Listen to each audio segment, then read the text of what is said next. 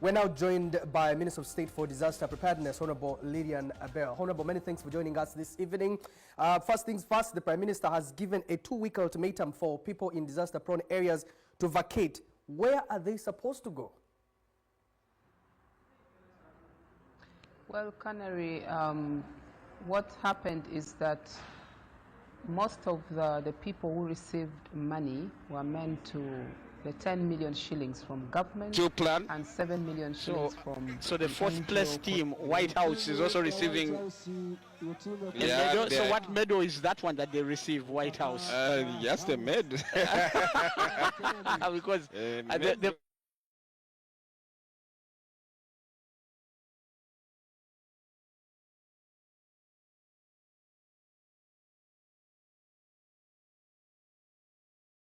category that is very emphatic to them that they must leave, because you can't receive money and then stay there. So those ones must leave, and if they don't leave, then they will have to use force on them to leave. Honorable, let's face it. Does the Prime Minister's directive apply to everyone in the disaster-prone areas, or do you have enough resources to cater for the entire exercise even?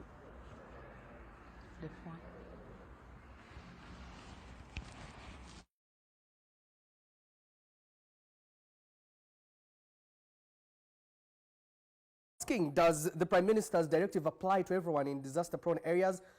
Do we know the population that's supposed to be relocating, and do you have enough resources for the exercise, and what are your time frames? Okay, so the President directed the Minister of Finance to release 50 billion shillings, and this money is meant to support the relocation of those who are within the disaster risk-prone areas in Elgon sub-region. So this money is meant to be given cash to the household that have been verified and have been identified to be in the risky areas, and also to procure land. So about 40 billion shillings will go directly to those who qualify to get the money. And we already have people whom we had already verified, and they already have a card, because every family that would be verified would be issued a card. So we already have these people, and we have established a committee of the district at the district level, which comprises of the chairperson, the LC5 chairperson, the members of parliament, the DISO, the GISO, to support the verification. So these particular people will be given 10 million shillings.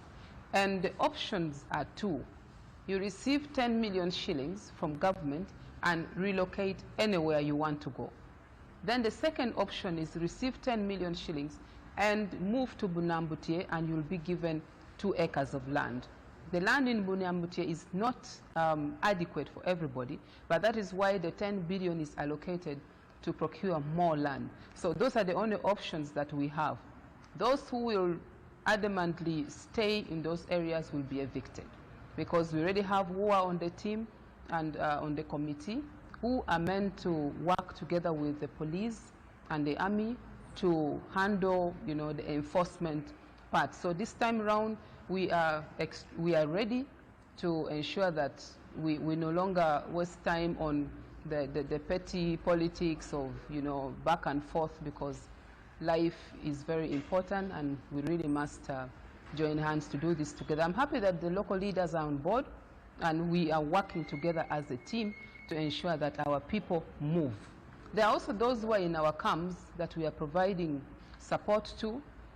The food, the non-food items, the shelter, we are providing them with everything that can support their well-being in those areas. And also together with the UNHCR and the Red Cross, Uganda Red Cross Society.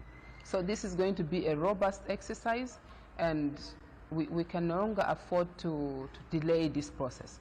The President has directed that this must be done within the shortest period of time, and we believe within 1 to 2 months we should be able to have completed the entire exercise. Well, Honorable, before I ask my last question, let's listen in to the Prime Minister as she gives that directive earlier. Baraka is here. Is here. Just starting from here like this. But it's the one which is this one. Yeah, going like this. Which one? This it starts from. Where? There's the upper one. Is that where we are going? No.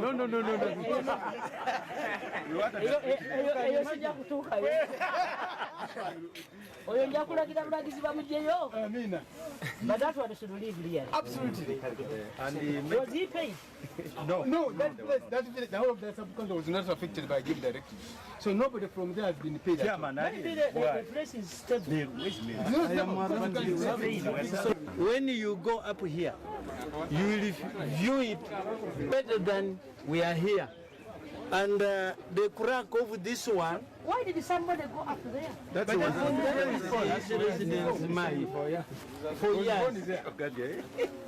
For years. How does he climb there? Despite the fact that we want to relocate these people, they are using rudimentary methods of farming. And so they cannot get anything. In fact, they have nothing to lose here, which is too much. We are here to check and see if these people are in the danger zone and they received the 7 million and they are part of those who are supposed to be relocated. Why are they not? Why haven't they got the money? Of the reasons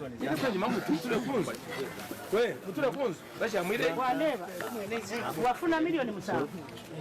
Wafuna. I think we are tired of seeing this. Let that be the last, isn't it? So the president directed me to come here, and you know Majegere. Do you know how I do my things?